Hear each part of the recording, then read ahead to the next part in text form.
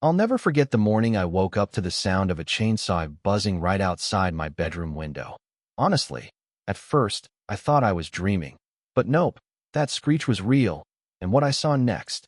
Well, you ever have one of those moments that rewrites your definition of neighborly? There she was, our beloved HOA president, Linda Hutchinson. Pink gardening gloves, bottle blonde helmet hair that could withstand a hurricane, hacking through my front hedge like she was auditioning for a slasher movie. Bushes I'd spent years shaping, just flying everywhere. Mulch in the air, branches raining down. It's 7 a.m. on a Tuesday, and I'm outside in my pajamas and slippers, barely awake, watching this spectacle like some kind of twisted suburban performance art. Before I could even catch my breath, Linda kills the chainsaw and spins around, this smug look on her face, like she just won a gold medal for lawn enforcement.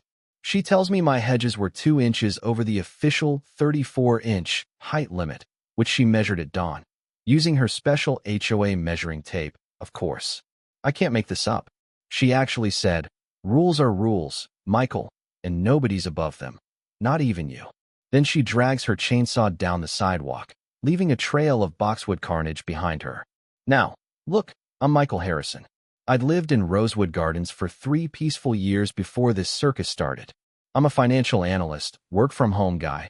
Chose this place for the trees, the quiet, the way those boxwoods curved just right around the front walk.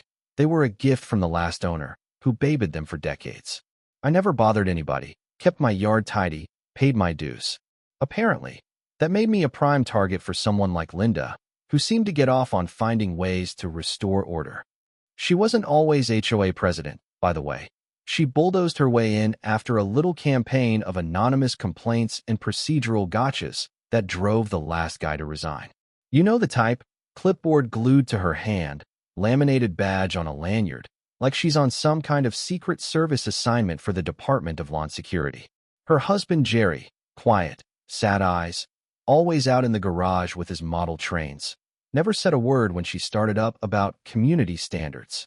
But Linda, she found her purpose patrolling these streets. And the Chainsaw Massacre? That was just her opening move. Within days, I'm getting cited for the mailbox post being the wrong shade of beige. She said it was desert sand, but the official list says Sahara tan. Next came a warning about my doormat, 1 inch too wide. I swear, she measured the cracks in my driveway with a ruler, declared them safety hazards, demanded immediate repair. I started every morning with a new violation notice, each more ridiculous than the last. She even took photos of my property at all hours. One day, I catch her crawling through my flower beds with a camera zoomed in on my sprinkler heads. I ask what she's doing, and she goes, "Water waste violations, Michael. Gotta keep you honest." She even brought out a decibel meter to check my AIC unit.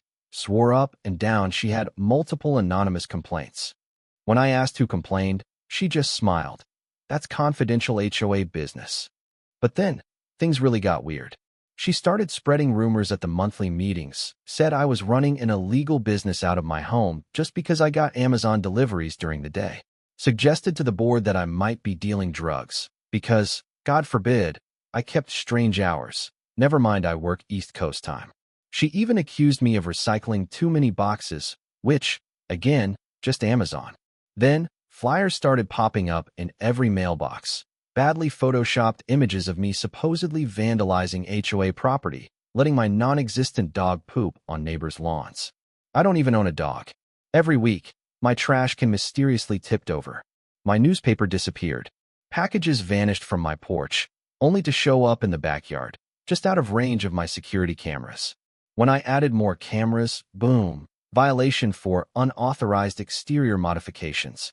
When I complained, Linda told the board, paranoid behavior often signals a guilty conscience. Yeah, that happened. The final straw? She files a formal complaint with the city, claiming I'm running an illegal landscaping business. Her proof? Photos of me trimming my own hedges. She argued that the professional quality of my yard work proved I was getting paid by neighbors. The city inspector who showed up was my cousin Tom. When he heard the complaint, he laughed so hard he nearly cried. Told Linda she was wasting everyone's time and tax dollars. So Linda takes it to the next level, hires a landscaping crew to finish the job on my hedges while I'm at work.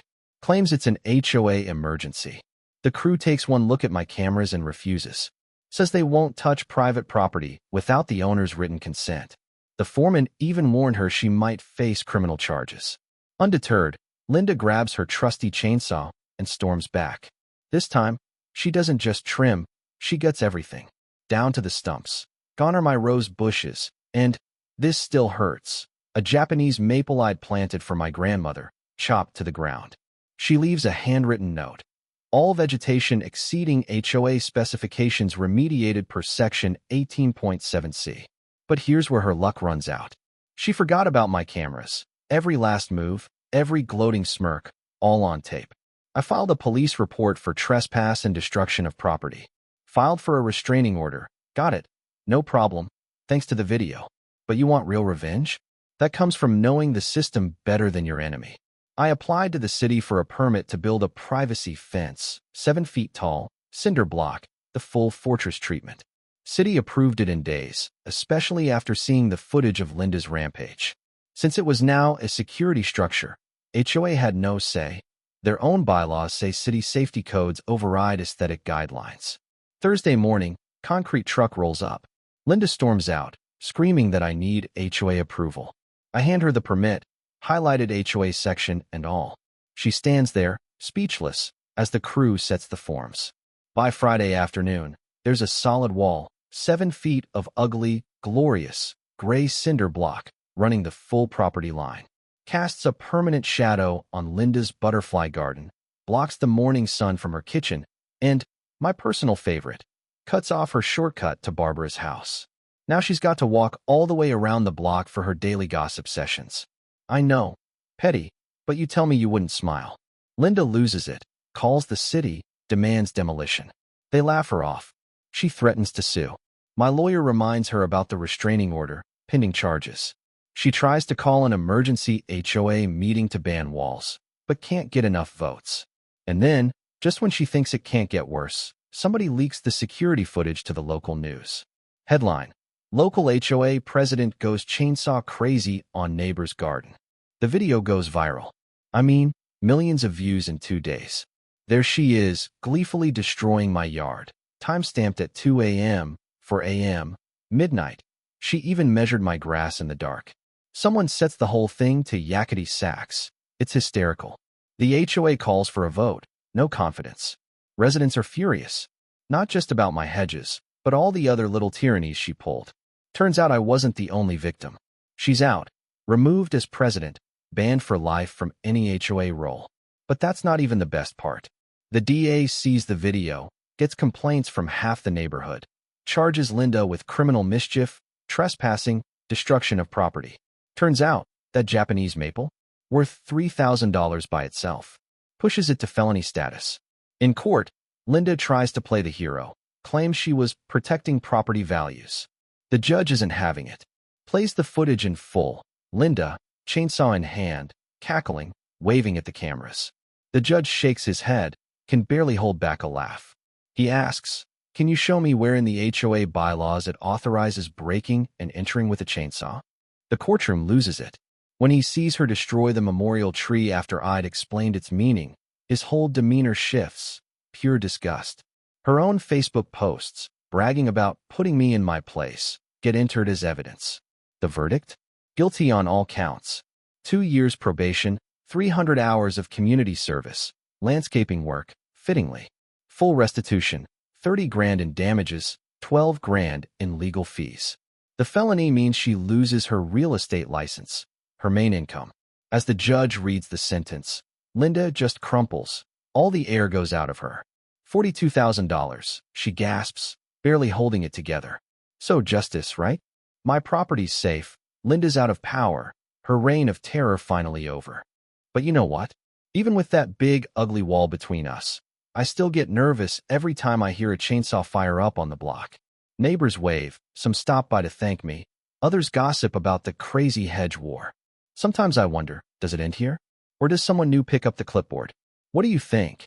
Is there ever really justice in these HOA showdowns? Or is it just a different flavor of petty each time? Drop your thoughts below. Was I right to fight back? Or did I go too far? And tell me, what would you have done?